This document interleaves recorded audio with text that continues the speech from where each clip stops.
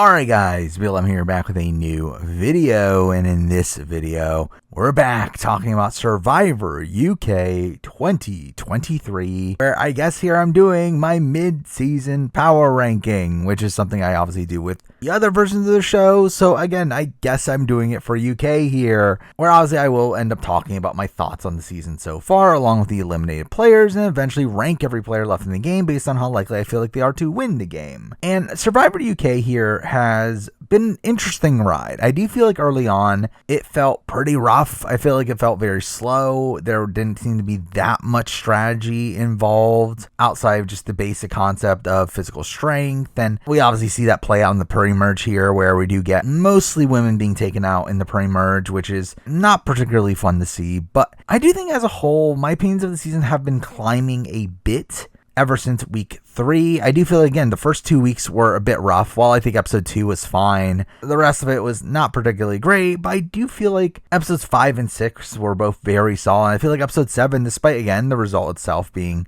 one that I could definitely see why people are frustrated with, I do think it actually was a pretty strong episode of the show. And I feel like even episode 8 had a pretty interesting result to it as well, where I do think we're at a point now where I think this is turning out to be a pretty okay season. Now again, obviously not to the same quality as many of the other series of the show, obviously very rudimentary series, but again, looking at the older seasons of UK, I mean, this is miles ahead of those, and now very much feels like kind of a light version of Australian Survivor. Obviously not to the same level strategy wise, where again, in terms of strategy, it does still feel like a typical first season of the show, where I guess you can maybe compare it to something like Australian Survivor 2016, but even then, that season probably had a bit more fans on that cast. Not to say that, again, there aren't necessarily good players on this cast. I do feel like there's a few people here and there that are coming off as somewhat competent players, though just obviously not to what you would expect from the modern day, though again, I never really expected that from Survivor UK. And maybe this is also me just kind of expecting the worst coming in this Survivor UK, where again, I just don't feel like the UK audience is one that is fully prepared for a show like Survivor. Again, even in the recent years of watching shows like The Circle and The Traitors, and to see the public just simply hate anyone that tried to play the game strategically, again, I did worry that that would affect Survivor UK here. And while there definitely are, again, people that don't know what the show even is, I do feel like there's still some interesting gameplay, especially at this point, and I do think there's an interesting path forward for this season as well, where again, I'm genuinely intrigued in seeing how this season plays out. I genuinely don't even know what's even going to happen at the merge, where I just feel like there are a number of possibilities there, to where again, I am actually pretty excited for the season moving forward. But with those general thoughts out of the way, now let's run through the players that have been booted so far, talk about my opinions on them, starting off with the first boot in Richard, who surprisingly ends up being the only guy booted until literally this last episode, which is again a bad trend. But Richard seemed fine. I mean,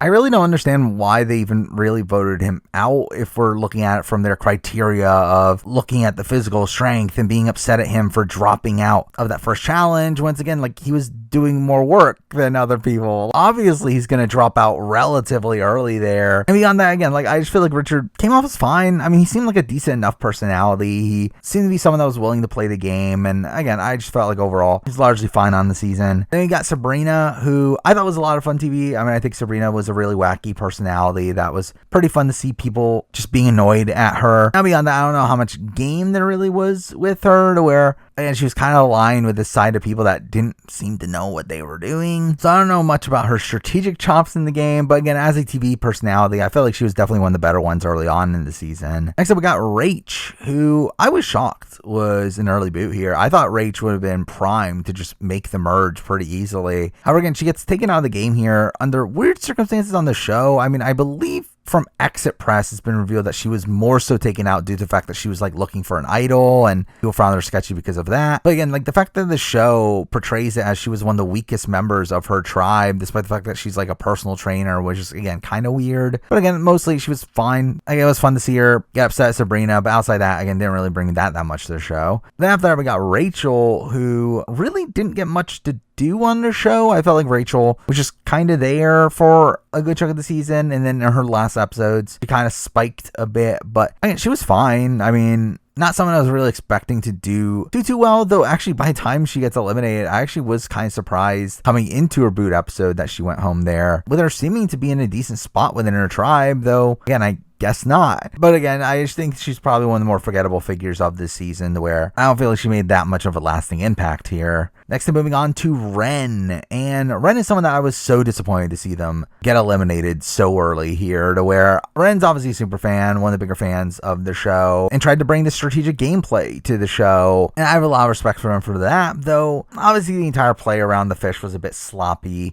and really did seem to get them into a lot of trouble here, to where that seems to be the main driving reason why Chris and Ash flip on them. To which, I mean, I don't fully even agree with that decision from a pure game perspective, but it does feel like Ren just came off as too sketchy, but it's one that I found to be a pretty interesting personality, and one that I was definitely disappointed to see go home this early. Next up, we got Jess, and Jess is another one that I'm actually really shocked that Jess went home as early as she did, considering the fact that Jess got such a massive edit. I mean, outside of Doug, I do feel like Jess was the most prominent figure on this season, and for her to be taken out in the pre-merge in the way that she does is a bit of a shock to me, especially when, again, she was a pretty fun character. I feel like she's someone that perfectly fit her role on this season as this more relationship focused player, and one that kind of seems a bit out of her depths, to where she ends up having some fun confessionals. And again, I found Jess to be one of the more entertaining TV personalities of the season, which made it really shocking that she went home this early. And finally, we got the last pre-merge boot here in Shy, who was obviously my winner pick, which again, that didn't go well. And to be fair to my cast assessment, I should mention the fact that I had only made that cast assessment after having read only the first 3 questions on each of the bios, me not realizing that there was many more after that. Along with the fact that it is bizarre to me, the fact that those bios were written post-season, which again does feel very spoilery. As for Shy himself, I definitely would not have picked him as my winner pick if I had read the rest of his bio. It very much came off as him really not turning out to be the player that he expected himself to be, which again, I think we kind of saw here. I mean, I will say though, I really don't understand why Shy was as hated as he was, where it seemed like pretty much everyone on the island just simply did not like him, pretty much outside of Lawrence, and even Lawrence openly talks about using him as a shield. It really feels like everyone else had negative things to say about him at points, with the likes of like Jess and Leilani seeming to just have this real hatred for him that I just don't really understand. Like, we didn't really see any of it. And again, it would not shock me if it simply just came from the fact that he played the game too hard, and obviously came into this game with a very different notion of the game, considering the fact that he is a big super fan,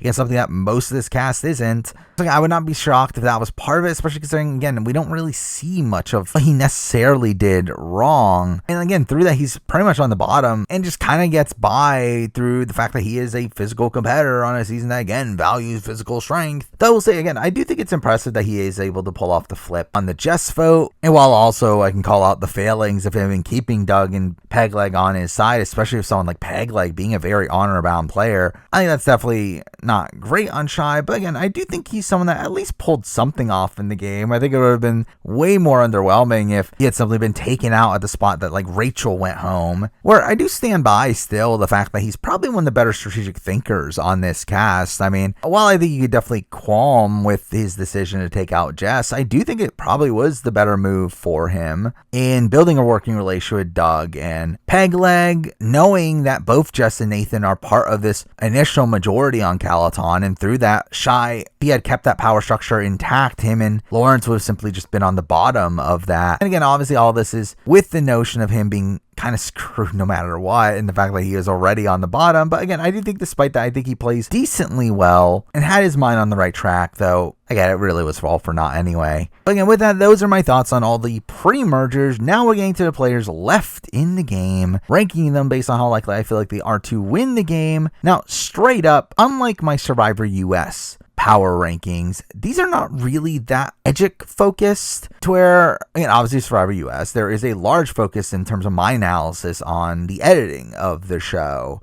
especially coming from Survivor US in particular, which has, again, 45 seasons of trends to follow, where you pretty much know how Survivor US production likes to portray their winners. I think we've kind of gotten to that point with Australian Survivor as well, to where now we kind of know the way winners are portrayed there. However, I don't feel like these trends are really going to matter for Survivor UK. And Survivor UK is now its own separate entity, to where obviously I will be still following these basic reality TV tropes, to where obviously I still will factor in reality TV editing tropes, though definitely these ratings will definitely be affected more so by gameplay than something like my Survivor US list. I do think that is something you do have to factor in with something like this, in a show that, again, we just don't know if the editing of the winner is something that is that focused on a more Survivor SA approach of just simply showing things like the way they happen. And again, we just really don't know the approach that they're taking to the editing style here. So through that, again, we won't be following the typical tropes of my Survivor rankings. But again, I will still be ranking the remaining 11 players based on how likely I feel like they are to win the game. And let's start off at number 11. The person I think that is least likely to win the game at this point is a player whose edit is seemingly the most negative of the players left on the cast. The player that is very present on the show, though I personally feel like it's very likely this person's taken out at the merge, and that person is Lee, who has obviously come off pretty negatively on the show through the fact that he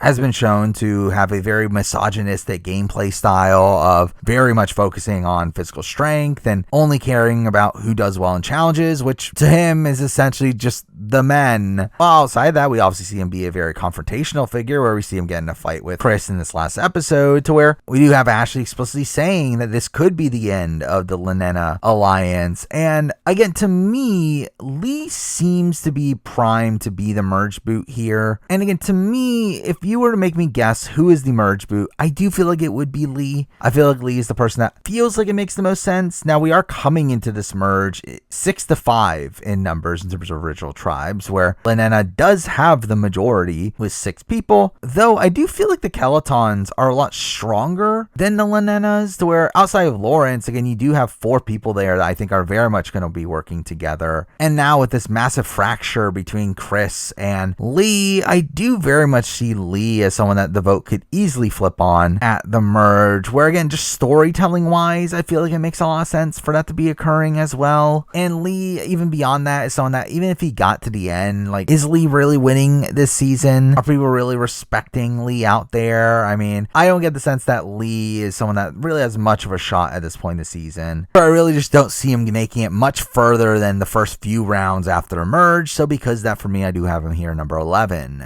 Now number 10, we're moving on to a player that we're going from someone that is super present on the show but portrayed negatively to someone that isn't super present on the show. This person having the quietest edit of the bunch by a wide margin in my mind, and that person is Hannah. And Hannah is someone that I wouldn't even necessarily rule out of a potential win, where again, if we're looking at this from a more Survivor SA style perspective, again, you really just never know with the winner. Again, it could just be a situation where Hannah was just not that relevant to the early going-ons of the game. Again, she seemed to be on the outs. She was left out of plan after plan after plan. And again, in this more Survivor SA style approach, if you don't need to show the winner, then you're probably just not going to show the winner unless necessary. Yeah, despite that, again, I do feel like there are like little points where Hannah does seem to get decent enough content. That's why the fact that she's not super visible on the show. And again, we're heading into the merge situation where the game could completely change to where I would not be that shocked if Hannah's edit completely turns around. Now, again, am I actually looking at this as the most likely situation? Probably not. Though, again, I still do think there's probably a decent player in Hannah. I think she had decent strategic reads at points. She is a fan of the show. It's just that it feels like she's not really been able to really execute on anything. With, again, her being on the outs of the Ren vote, her being on the outs of the Sabrina vote. And now, again, if the Lee side of the game ends up losing favor post-merge, obviously she's on that side. So again, that's not particularly great, but I wouldn't completely rule her out either. But I do feel like as of right now, based on what we've seen from her, we've very much seen the least of her. So because that, for me, I do have her at number 10. Now number 9, we're moving on to a player that I'm very conflicted on. This player, I feel like this is a player that probably has one of the most topsy-turvy edits on the season. One where he could get a good chunk of pretty decent content, both strategically and just character-wise, but then proceed to just be invisible immediately following that. And again, his edit is just very up and down, but at number 9, I'm going with Lawrence. And Lawrence is someone that I was actually expecting to be higher on this list coming into this ranking. However, I do think this last episode was definitely a hit for Lawrence, to where, while he's someone that is pretty free in the game at this point, again, he doesn't really have any solid allies, and coming into the merge, again, that could be a pretty powerful position to be in, to be this potential swing vote. But again, it is the fact that he is coming to this merge with no real allies that is obviously a major issue. He had literally just lost his closest ally coming into the merge. In a situation now where, while obviously a lot of that heat was going on Shy, I do feel like a lot of it could now fall back on Lawrence, to where obviously Lawrence was very much attached to Shy, and all this negativity that was surrounding Shy will be fully planted on Lawrence, with Lawrence again explicitly saying in episode 7 that Shy is a shield for him, that he's a scapegoat for him, to where again, now that Shy is out of the game, I do feel like that is very bad for Lawrence, to where again, I just think pure game position wise, I don't really know the path for Lawrence moving forward, where he really would have to attach himself with some new allies from the opposing tribe, where again, he really just is running out of people to even potentially work with. But even beyond that, again, his edit is just very topsy-turvy. It's just, he's showing up at points where he seems important, only then be invisible. Following that, again, it just feels like an edit that is very circumstantial, though again, he is still one of the bigger characters on the season, where he does again have some witty confessionals, but outside that, again, I do feel like his edit is just a bit strange. But again, I do feel like there's enough positivity throughout all that to still leave him here at number 9. Now, number 8, we're moving on to a player that I'm also a bit conflicted on. I've had this player as high as number 4 earlier in the season, but at this point, I've put this person towards the middle of the list, and that person is Pegleg. And Pegleg is a person that clearly is meant to be a hero on the show. I think he's someone that is clearly meant to be a fan favorite. I mean, it feels clear that, again, the host loves him. And I think the edit is wanting you to love him as well, but he also has an edit that seems also a bit inconsistent. It feels like there are points where he's very prominent, particularly the premiere and obviously after the swap. Though in the middle portion of that, he just felt kind of there where he wasn't super necessary. Again, kind of feeling circumstantial in his content. But even then, from a pure game perspective, I don't know where Pegleg is really going. I don't know if Pegleg is this type of player that's really going to make many moves independently. And while he is working alongside Doug at this point, I do feel like if they were to get to the end together, I would assume that Doug would have more respect. Well, also, again, he does have a lot of connections to Lead, where I worry with Lead potentially losing after the merge. That's probably not a great spot for Pegleg. Oh, well, again, we do have this talk from Doug about how he does want to keep Pegleg around, as Pegleg is integral to him winning this game, which again is a good sign for Pegleg's longevity, especially now that we're in the merge phase of the game. But I also feel like it's probably a negative for his win equity, where it very much feels like Doug just wants to drag Pegleg towards the end of the game, which kind of makes me assume that, again, he's probably not going to have much win equity by the end of the game, to where, again, I just feel like Pegleg is a player that, yeah, he's definitely being portrayed positively on the show and is someone that we're supposed to very much like, though I don't know if that really translates into win equity, especially when I don't really see much game really coming from Pegleg himself. So because that, for me, he's here number 8. Now number 7, we're moving on to a player that I've had at the bottom of my ranking for really the first 2 weeks of the show, and while they've recovered from that more recently, I'm still a bit perplexed on where exactly their edit is going. But at number 7, I do have Leilani. And again, Leilani, early on, I always just pegged as, okay, this person's the next to go. And again, she eventually is voted out of the game, only for it to turn out to be a non-lim. But it's when she swapped, I do think her edit kind of turns around. Now, I think it does initially, though immediately we do get talk about how she's a spy for the other side, and she openly admits that to the tribe, which is really stupid.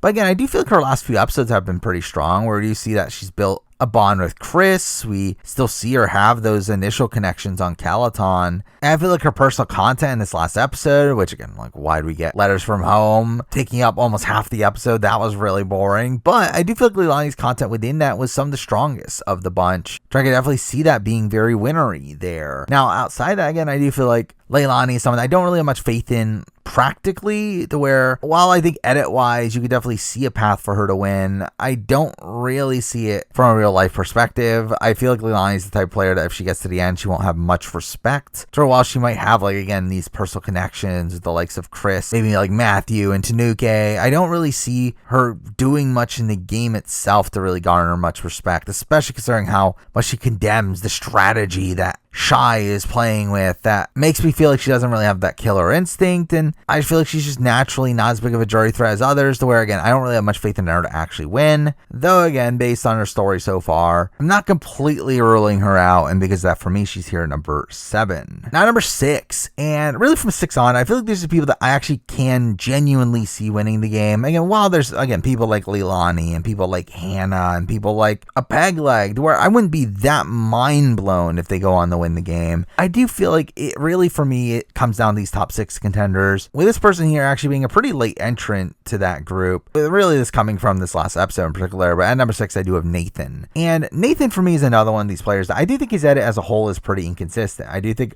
early on, he got a lot of content in that premiere. It was shown to be this like driving force within the Calaton tribe, though I think following that, he kind of just falls to the back burner while Tanuke gets a lot more of the content. And obviously more recently, he's come back to the forefront to where he ends up being blindsided at the Jesfo, and following that, we see him seemingly do good work in getting Doug and Pegleg on board. But really the main thing that really boosted him up for me is the fact that it did seem like the show very much focused on his personal content, to where they even went out of their way to edit him as the last to read out his letter, despite the fact that clearly Shy went after him. That makes it feel like, again, that they want us to have this lasting impact from Nathan's personal content. And while initially my thought was like, oh, they're doing that because he's going to be the boot for this episode, but like, again, he didn't get booted and he's still in the game. So I do think that is overall a net positive there. I think from a pure game perspective as well, again, he is reuniting with his entire old alliance. Tanuki and Matthew are going to be working with him. Probably Leilani as well. And again, if there is this fracture within the Lenenas to where Lee gets taken out, immediately I do feel like there's definitely a lot of runway for Nathan. Now, at the end of the day, do I have much faith in him to really take advantage of that? Not really. Again, like Nathan's not really a player that I see having that much strategic chops in the game. And where again, while he seems to be playing decently well from the top, I feel like Nathan is still a very honor-bound player, one that is again upset at Shy for playing a more cutthroat game. And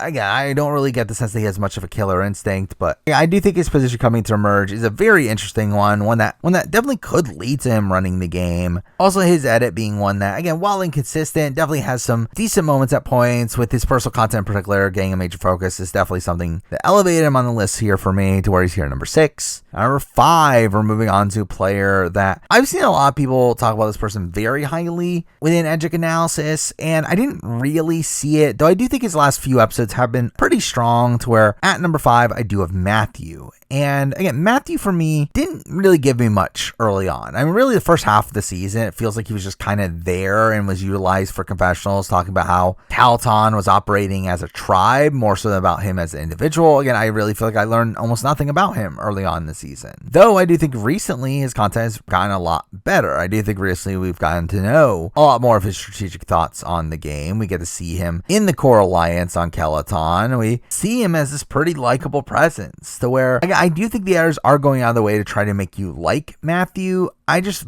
question if that's because he's going to win. Where, again, I 100% can see a path for a Matthew win here, though I don't think I'm on board with this talk as if Matthew is like a true top contender. Though, again, he very much did have a winner quote after his family message about talking about how he wanted to win it for them. And his personal content felt like one of the most winnery ones to me, to where, again, Matthew definitely has shot up in my estimation, especially considering his very wonky edit earlier on, where, I mean, in the premiere, I mean, he doesn't even get a single confessional, and in episode 2, again, it's mostly him talking about the survival aspect. So I do think his edit early on is rough, though I do think it's turning around here. Though again, had this been Survivor US, I think he would be pretty dead to rights in the edit, but again, you just never know how they're going to edit the show. So considering his pretty positive content recently, I would move him up here to number 5. Now number 4, we're moving on to the true top contenders for me, where these 4 characters here feel like 4 of the major characters of the season, with all 4 of them clearly being set up to have major roles on the season moving forward. But at number 4, we're going to be starting it off with someone that actually coming out of last week, I actually had this person at number 1, but now they've dropped down a bit, and that person is Christopher. And straight, I really like Christopher. Christopher's probably one of my favorite characters on the show. I do really like the way that he thinks about the game, and while again, I don't necessarily agree with the decisions he makes at points, again, I do like the fact that, again, he thought about throwing a challenge, something I do think would have probably been the optimal move for him, especially without the knowledge of the position that Doug and Pegleg were in on the opposite tribe. And again, for him to think about making a move like that on Survivor UK, which would typically frown away from that, again, I think is pretty impressive. I also feel like he's clearly being shown as a very strong social player. We see a lot of his really close bonds with people, and he really has been a main driver of the gameplay on the Lenena tribe, to where, again, I was feeling very good about Chris. Now, I I think there are a couple qualms to be had here that do leave him at number 4 for me, though. One, again, his fight with Lee is something that does worry me a bit. It does worry me in the fact that I do feel like Chris is kind of making a target of himself, to where while I do think that he will beat Lee in this battle,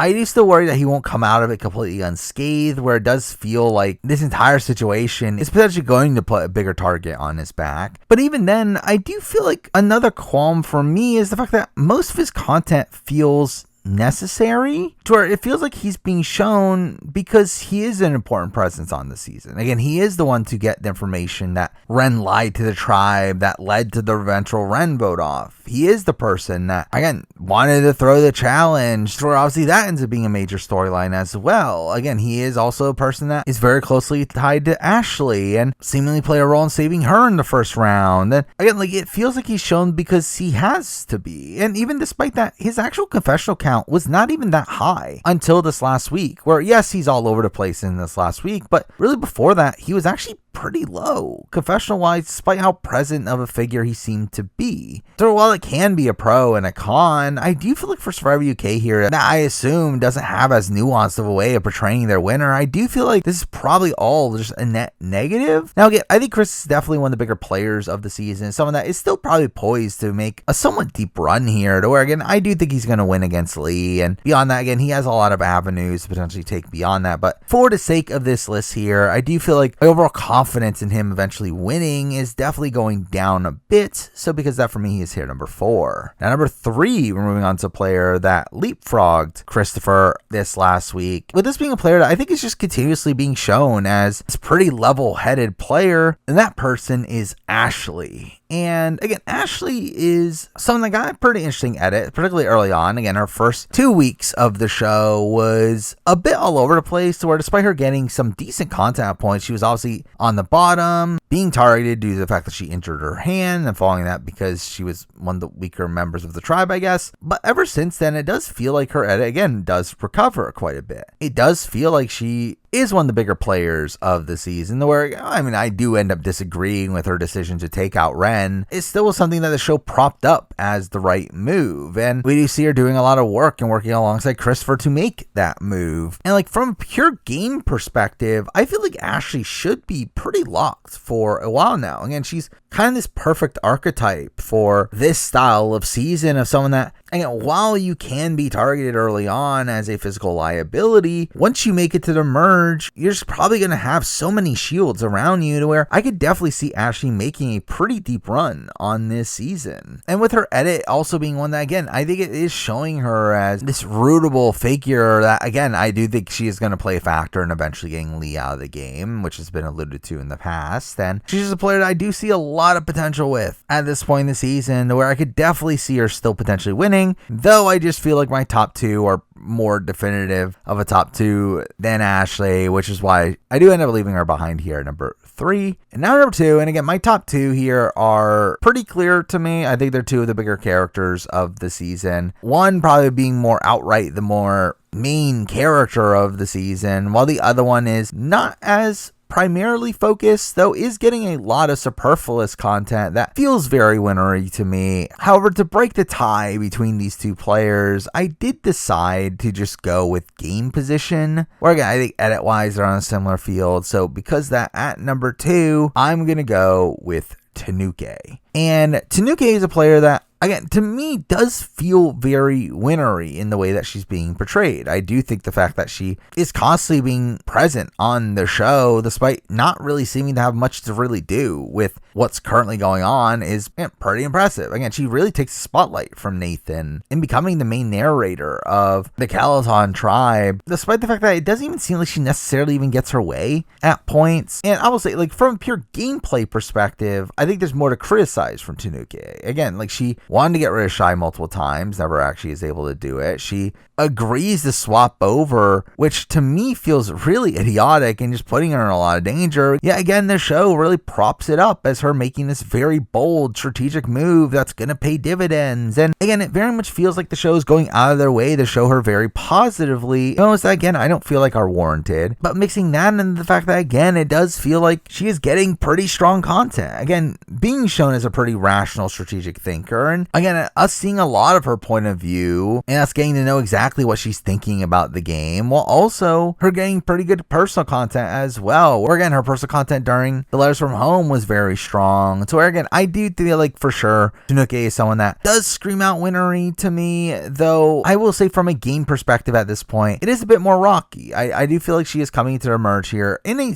decent spot. Again, definitely has a lot of bigger shields around her, where within her own alliance, I do feel like Nathan obviously is a bigger threat than her. And again, she's coming in with relationships now on both sides. She should be relatively safe here and with a lot of social capital moving forward. However, for me, it is the fact that she's coming to emerge down in numbers that does make me worry a bit more about her position than the other player we'll be talking about. Though while I do think her edit is probably a bit stronger, I do feel like her game position is a bit worse, which is what leaves her here at number 2. Now number 1, the number 1 person on my mid-season power ranking for Survivor UK 2023 ends up being Doug. And Doug has really surprised me as a player on this season. While coming into it, I definitely felt like he had some potential, especially considering the fact that he was at least a fan to some degree. I do feel like the way he's played on this season has been mostly strong. I feel like I really have very little criticisms with the way he's played this game outside of his decision to tell Pegleg about his idol, which just seemed kind of pointless and could have backfired on him. But I do feel like Doug's played a very impressive game and is also, edit-wise, a major character on the show, if not the main character. It very much feels like we're seeing a lot of the game through his perspective, and we see him be in the initial swing on the original Lenena tribe, and then we see his relationship with Ren, we see his relationships with the men, we now have this focus around his relationship with Pegleg. We do see a lot of Doug's connections on the season, while also again he gets portrayed as this underdog figure that survives the post-swap tribe, and really just all around is being shown to be a pretty competent player. Though I think there are a couple dings edit-wise that, again, I think just purely edgically I would have Chinuke above Doug, particularly from the fact that, again, we do see Pegleg openly not like the fact that Doug was hiding the idol from him, which is a bit of a knock there, along with the fact that we also get no real reaction from him seeing that Ren was voted out, despite the fact that Ren was supposedly his closest ally. Again, that is definitely some knocks there. But again, I just think from a pure game perspective, I think he's in the best spot in the game right now. Again, he's coming to the merge where his original tribe has the numbers. Again, a 6-5 advantage. He also has connections with most of the people on the other side. Again, having a connection with Christopher, and through that also Ashley, having a connection to Lee, now having a really close bond with Pegleg, also having a connection with both Lawrence and Nathan. And while again, I do feel like those in itself are rocky, I do feel like Lawrence just really has no one else. So again, like, where else is he really going to go in the game? While Nathan is someone that talked about if he was saved by them that he would go far in the game with Doug. And while again, you can never truly trust that, I do feel like Doug is still coming into the merge here in a very, very strong position. And the fact that he survived that post-swap without a single idol is pretty impressive. And I do think had the pre-merge been longer here, I do think his move to take out Shy would have been a very impressive move in itself as well, allowing them to really take control of that tribe there. And really just in general, I feel like he's probably the player at this point that I have the most faith in. I do feel like he's the player that has come off on the show as the least flawed of the bunch. And while again, I think there are those minor nicks edit-wise to call out, he is still the main character of the show. He is still clearly the person that we're supposed to be rooting for on the show, to where when mixing that with the fact that he's also in a very strong position game-wise, being in the center of a lot of what's going on in the post-merge, I just feel like for me, he is the clear number 1 here, especially when not looking at it from a purely Edgic lens. But with that, that is my mid-season power ranking for Survivor UK, which again, I guess I did because I said I would. Now, obviously, eventually I'll do my season review and player ranking like I do with any other Survivor season. Now, I will say, I'm not entirely sure on when exactly those things will be coming out, where the thing that sucks is that Survivor UK is essentially ending the exact same week as Survivor 45. While there's a possibility that I'm able to get my review out on the Wednesday following that, I simply won't be able to get my player ranking out until at minimum January of 2024, to which I'm considering just delaying the entirety of it to that date, especially considering, again, Survivor 45 takes the priority. I will obviously have a review and play ranking of that immediately on the channel. Or again, Survivor UK